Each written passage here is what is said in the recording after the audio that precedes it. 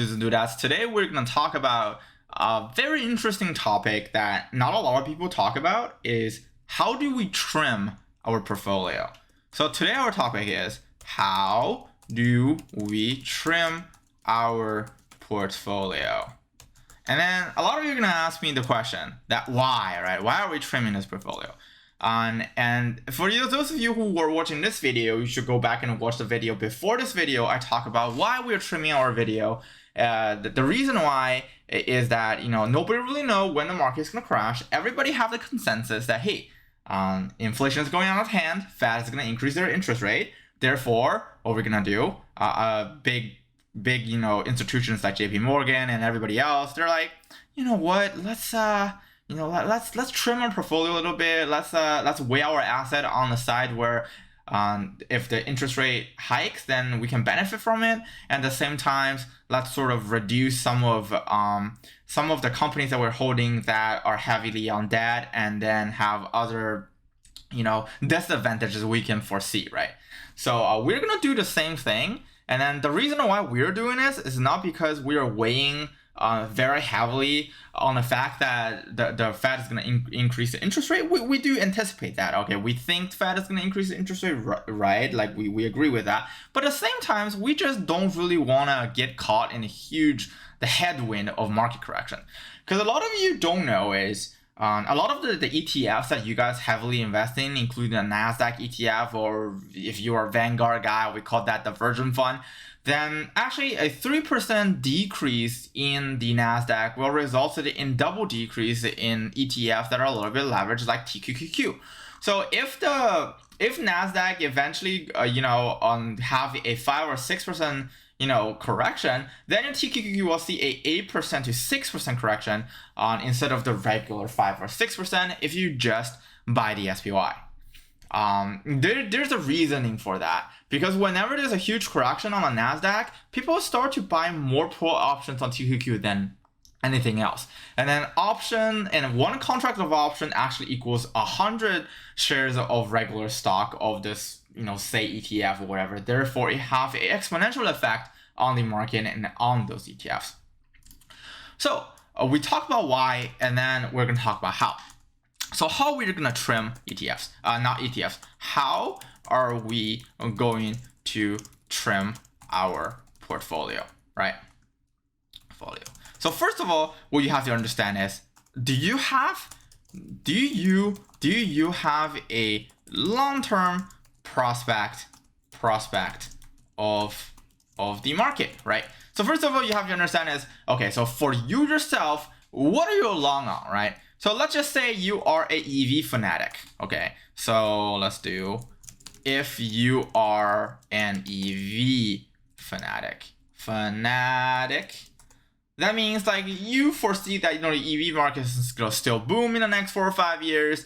And then you're like, I don't really care if, I have, let's just say I have 200 shares of Rivian, 200 shares of Fisker, 200 shares of Ford, 200 shares of everything. And you're like, you know what, I don't really care about the short-term correction. And then the biggest correction I can foresee is only 10%, okay? And then you're holding stock instead of holding options. So what you're going to do is, first of all, I'm not a financial advisor. I do not give financial advice. Therefore, every single thing on the channel is for shits and giggles. So if I were you, right, what I'm going to do is, I am going to consistently sell covered call options on my, say, 200 shares, right? If you have 200 shares, then you can sell like 2 contracts, 1 contract depending on comfort level, 2 contract, 1 contract when it's going up, right? You wanna pick it. You wanna sell very out of the money call options, because you don't want to actually sell your physical shares, okay? And then during a huge market turbulence, what you're gonna prepare is pick a pick a price point that you think you are comfortable with the profit.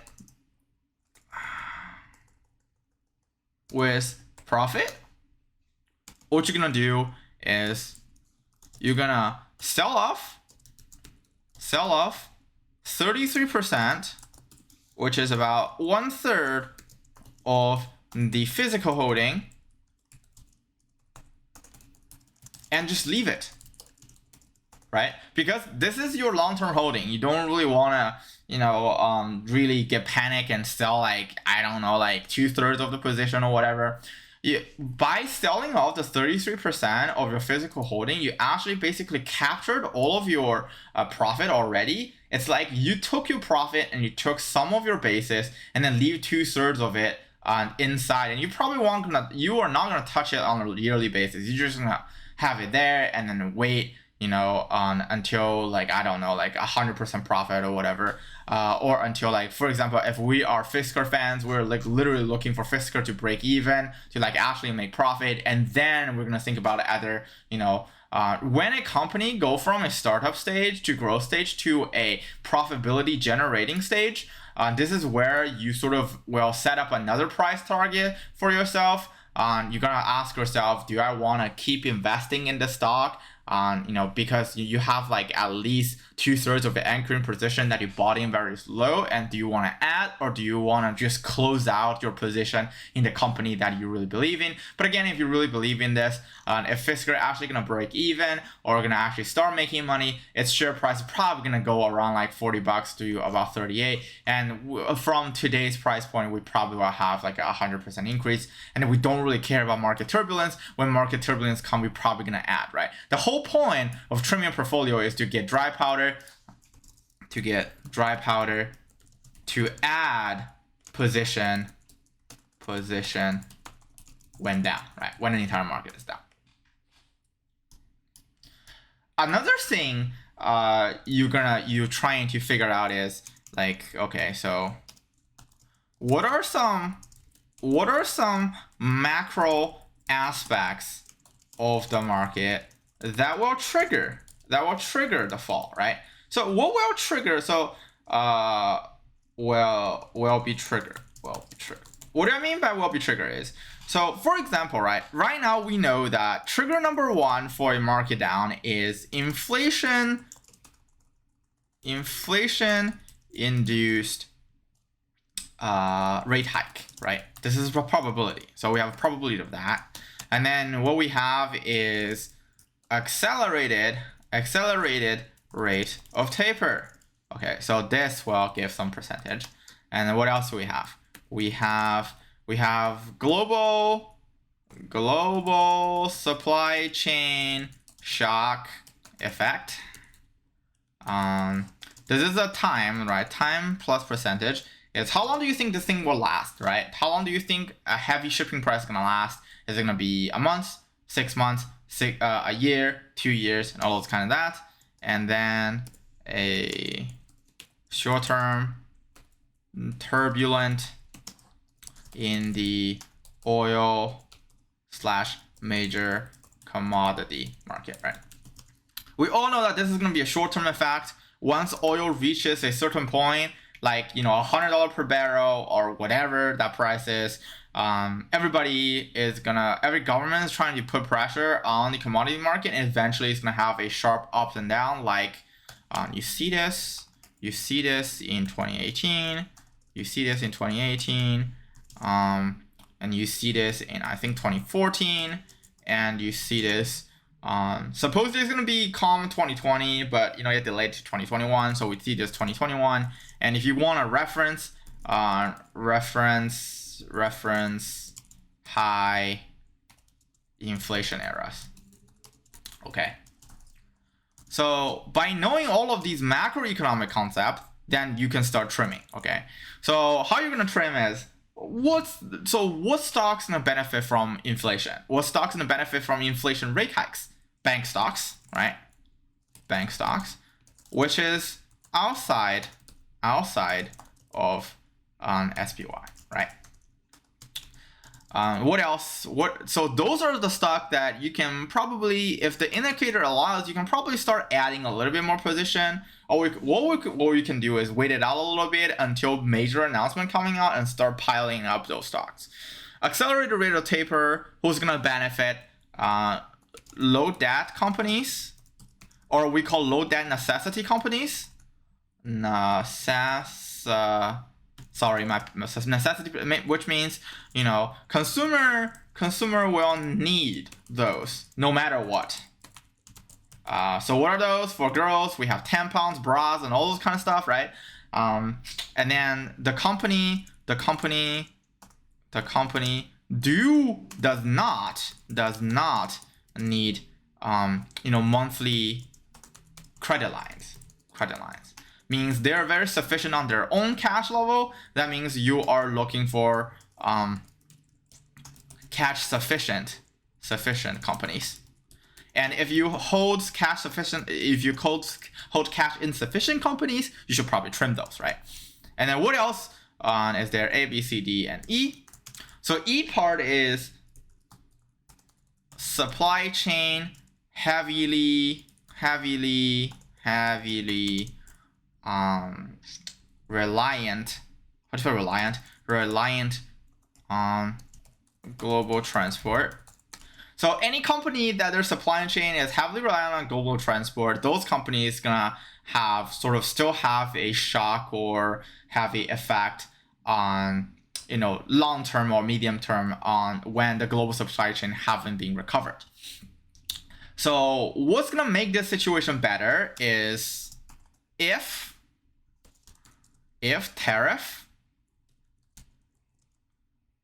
got reduced, which Biden is trying to do, right? So if tariff got reduced, then supply chains actually go back to normal. And then what else is gonna happen is if a semiconductor shortage got mitigated. Okay, so those all have percentage of happening. So before those happenings, you wanna trim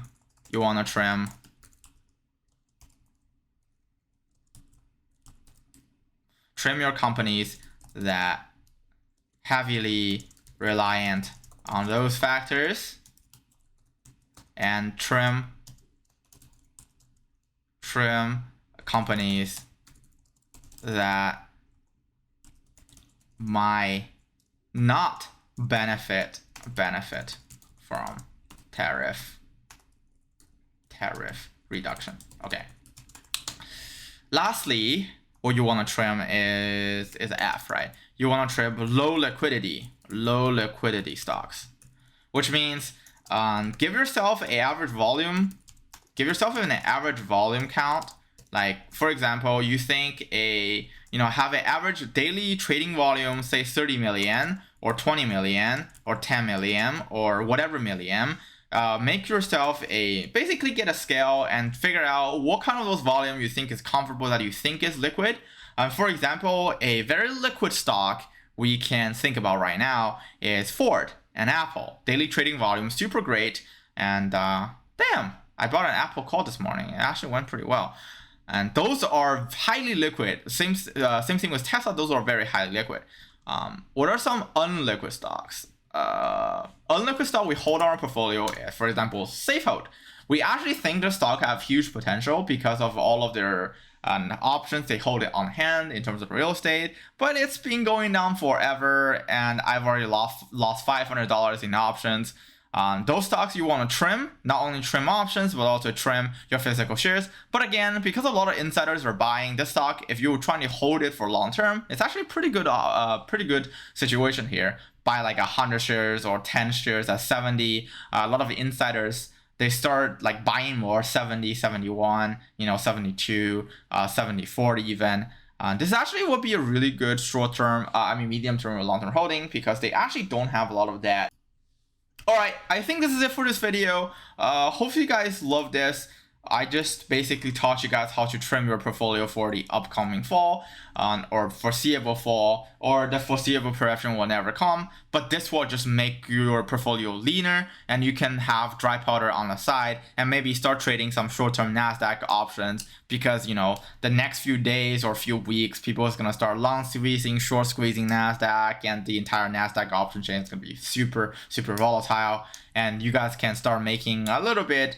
Start buying some stocks that you guys think it's a little bit undervalued, considered whatever situation that you guys think is gonna happen in the next few days or weeks, right? All right, see you guys on the upside. If you like those kind of videos, smash the like button and subscribe. See you guys on the upside.